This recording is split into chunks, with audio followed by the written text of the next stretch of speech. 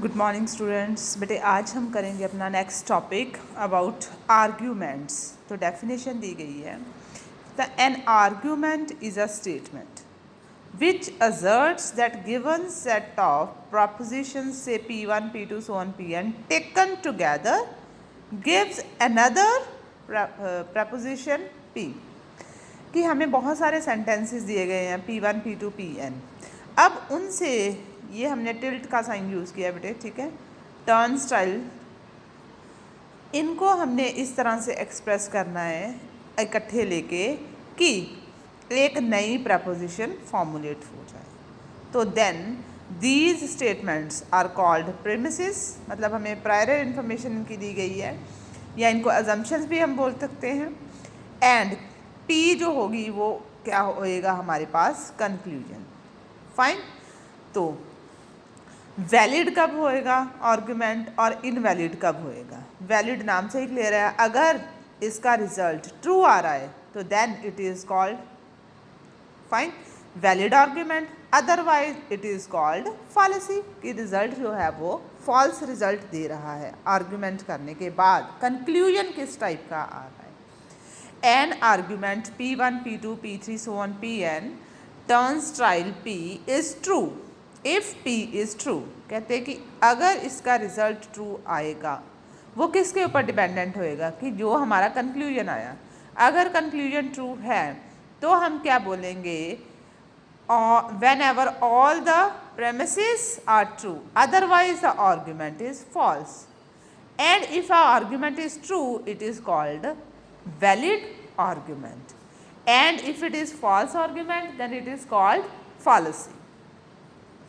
If is important to realize that truth or the conclusion is irrelevant as far as the validity of argument is concerned. A true conclusion is neither necessary nor sufficient for the validity of the argument. Validity also can be judged by the relationship. हम इसको इस तरह से भी कर सकते हैं। क्या हमने टेकन टुगेदर था, टेकन टुगेदर मीन्स कंजंक्शन का साइन आएगा सभी, P1 conjunction P2 so on Pn implies P। इसका मतलब ये हमारे पास क्या है, हाइपोथेसिस है। कंक्लूजन कौन दे रहा है, P दे रहा है।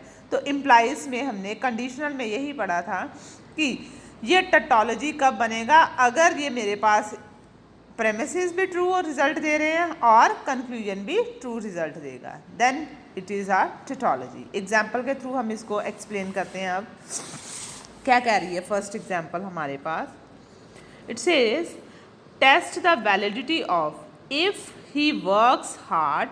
स्टेटमेंट यहाँ से रीड कर लेते हैं। If he works hard then he will be successful. दो हो गए, इफ देन। इफ में क्या है, फर्स्ट स्टेटमेंट से। पी स्टेटमेंट क्या कह रही है, if he works hard, he works hard. Fine. Q statement क्या कह रही है मेरे पास, he will be successful, he is successful. Fine. If he is successful, फिर कंडीशनल लग गई, if he is successful then he will be happy. If he is successful then he is happy. Fine. तो validity we have to check. अब हमने find out क्या करना, therefore hard work leads to happiness, therefore hard work leads to happiness, यहाँ तक हमने पहुँचना है। अब वैलिडिटी चेक करने के लिए कहा है, तो सबसे पहले हमें क्या कहा था उन्होंने, P implies Q। If he works hard then he is successful. तो इन दोनों के बीच में क्या रिलेशन है, if he works hard then he is successful. Q और R के बीच में उन्होंने क्या बोला, if he is successful then he is happy. Q implies R। Fine. मेरे पास दो प्रपोजिशंस आ गई, एक ये हो गई, इसका नाम सपोज हमने रख दिया कैपिटल P1, इसका नाम सपोज मैंने रख दिया P2। फाइन। पहुंचना कहाँ तक है अब, therefore what we have to find, hard work leads to happiness. तो ये मैंने प्रूफ करना है, फाइंड आउट करना है। Hard work leads to happiness, if he works hard then he will be happy. तो P इम्प्लाइज R अनदर, ये हमारा कंक्लूडिंग स्टेटमेंट आ गई से P3। अब वैलिडिटी को चेक किस तरह से करना था हमने, P1 intersection conjunction P2 implies P3। तो what is P1? P1 is P implies Q conjunction Q implies R, ये एक स्टेटमेंट हो गई। इम्प्लाइज कंक्लूजन क्या आना चाहिए, P implies R, P implies. तो इस तरह से हमने जब ट्रुथ टेबल बनाना है वो इस तरह से बनेगा। ध्यान से देखो, स्टेटमेंट P आएगी, Q आएगी, R आएगी। 3 स्टेटमेंट्स हैं, तो हमें पता है कितने इसके नंबर ऑफ कॉलम्स बनेंगे, 2 raise to power n। How many statements, 1 2 3, 2 raise to power 3, 8 cases we will discuss. If all 3 statements are true, then what will be the result? If 2 are true, 1 is false. 2 are true, 1 is false. 1 is false. Now 1 is true, 2 false.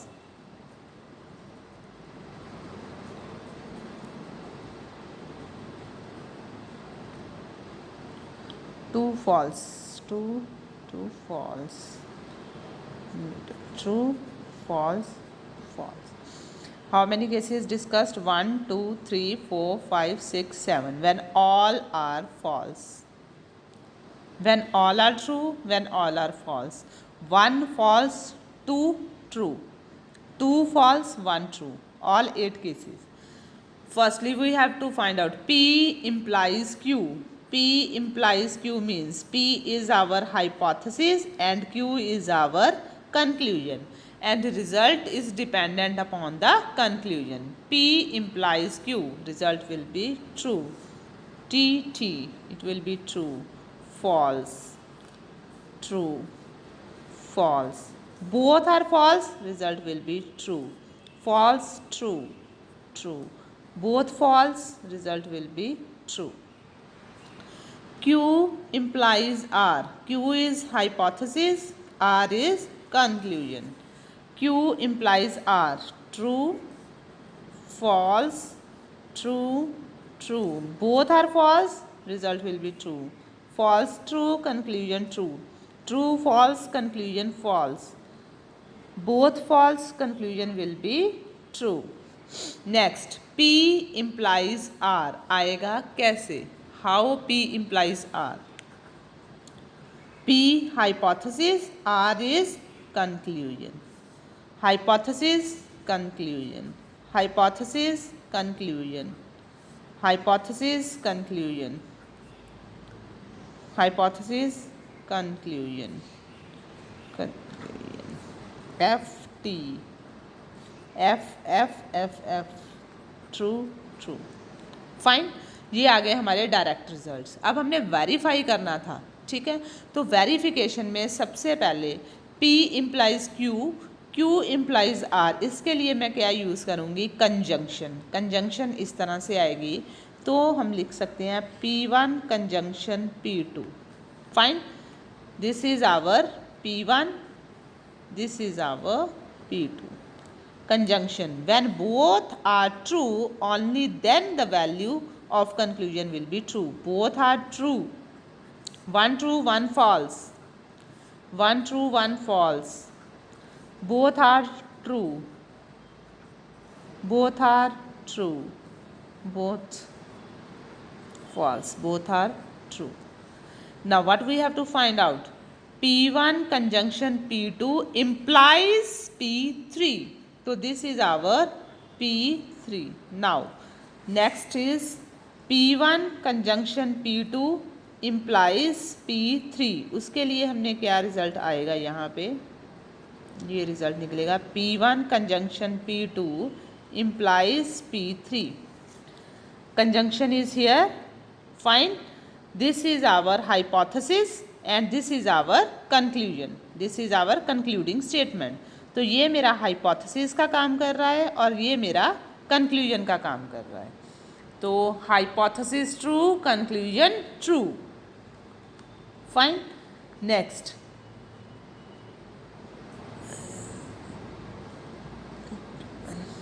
both are false, result will be true. One hypothesis false, conclusion true. Hypothesis true, conclusion true. Both are false, conclusion will be true. Both are true. Hypothesis false, conclusion true. Both are true. Now this result gives all true values. So the given statement is a tautology and it is a valid argument. Fine. I think अब आपको clarity हो गई है कि whatever statement is given to us, fine, whatever statement is given to us, we will use all the logical expressions, then we will find out all the values. And if the final table gives all true values, then it is called tautology. And if it is a tautology, it is called an valid argument. तो इसी तरह से हमने अपने बाकी questions जो हैं इसी के ऊपर बेस्ड सॉल्व करने हैं. ठीक है. From the table it is clear that this is a tautology, therefore the given argument is a valid argument. Note दिया गया है. Another method for testing the validity of argument. तो ये फर्स्ट मेथड था. ठीक है. अब कहता है कि ज़रूरी नहीं है कि आप इसी मेथड के थ्रू ही अपनी क्वेश्चंस जो है तो नेक्स्ट वे से भी हम इसको सॉल्व कर सकते हैं. नोट दिया है another method for testing the validity of argument. In the last 3 example there were only 2 or 3 statement. So या तो हमारे पास 4 रोज बन रही थी बेटे या 8 बन रही थी ट्रुथ टेबल में. कहता अगर मेरे पास ज़्यादा स्टेटमेंट्स आ जाती हैं तब तो मेरे पास 16 रोज बनेगी, है ना. तो उनके सारे चांसेस जो हैं जब हम सॉल्व करेंगे कि कितनी ट्रू कितनी फॉल्स हैं, तो there is a little bit chance of mistake. तो उस डिफ़िकल्टी को ओवरकम करने के लिए हम टेबल का साइज़ जो है उसको रिड्यूस कैसे करेंगे. तो इस मेथड से हम देखेंगे कि एज्यूम करके चलेंगे कंक्लूजन फॉल्स है. एजम्पशन ही हम ये लेके चलेंगे कि कंक्लूजन जो आ रहा है वो फॉल्स. जैसे हमारा कंक्लूजन सारा क्या आ रहा था, ट्रू आ रहा था, तो मैंने एज्यूम कर लिया कि जो उन्होंने बोला है प्रूफ करना दैट इज़ फॉल्स. तो अब ये जो सारी स्टेटमेंट है इनकी कंजंक्शन वो रिजल्ट क्या देना चाहिए, फॉल्स ही. फॉल्स तभी आएगा. Argument valid, otherwise the argument is invalid. तो अब मुझे ये प्रूफ करना है कि इनकी जो कंजंक्शन है सभी स्टेटमेंट की वो भी क्या होनी चाहिए, फॉल्स. क्योंकि हमने क्या कहा था, वैलिड कब होएगा, if the premises are true and conclusion will be true. तो अब मैंने अगर कंक्लूजन फॉल्स लिया है तो इन सारे प्रेमिसेस की जो कंजंक्शन वैल्यू है it should be false, only then the argument is valid. अब इसको एग्जाम्पल के थ्रू हम करेंगे तो बेटर आपको क्लैरिटी होएगी. If my brother stands first in the class I will give him a watch. तो 2 स्टेटमेंट्स होगी, if then. If my brother stands first in the class, पहली स्टेटमेंट ये हो गई. दूसरी क्या हो गई, I will give him a watch. तो इसको लिख के करते हैं हम लोग.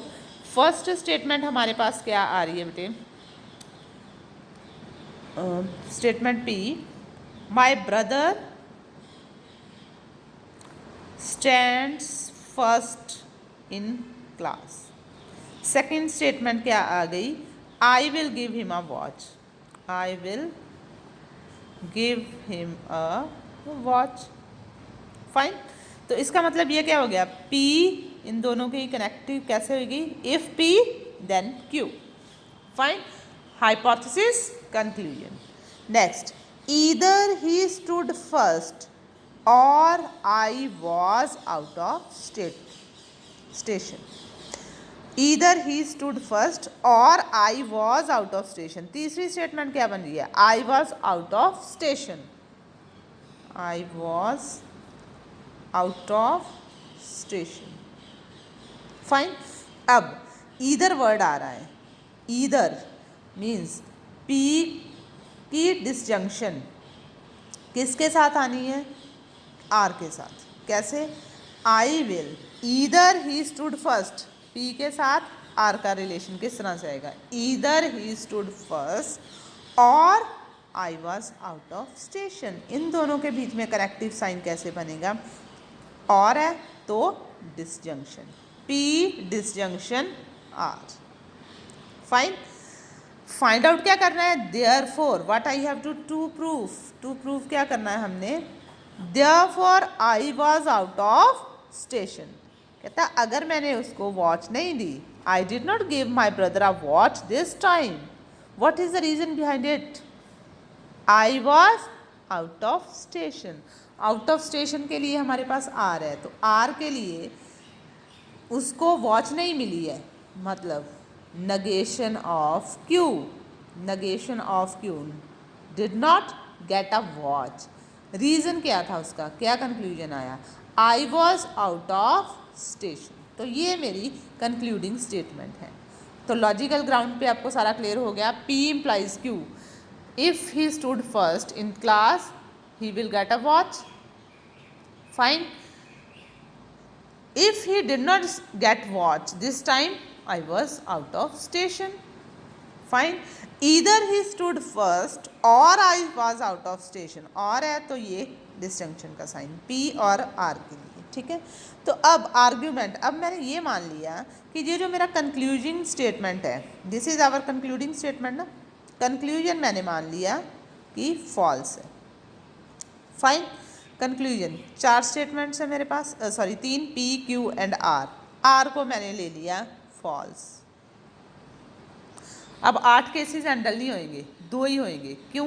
क्योंकि ये मेरे पास 2 P और Q के ऊपर काम होएगा 2 की पावर n के हिसाब से, ये 4 केसेस बन गए।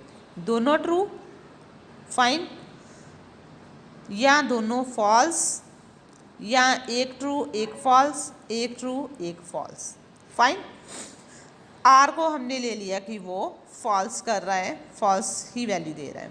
P implies Q। P implies Q means P is hypothesis, Q is our conclusion। Fine. तो हाइपोथेसिस क्या है मेरे पास? फॉल्स। कंक्लूजन क्या है? False. It means the statement is true. True true it will be true, true false false, false true true. Next is our P disjunction R। P disjunction R। Either one of them true, result will be true। False, false, result will be true। True, false, true, false, false, false। I think यहाँ पे गलत कर दिया हमने। Both are false, result will be false. Both are true, true. 1 true 1 false, true. 1 false 1 true, true. Fine. Disjunction, negation of q चाहिए हमें, negation of q. False true, true false, false true, true false. अब concluding statement क्या थी हमारे पास?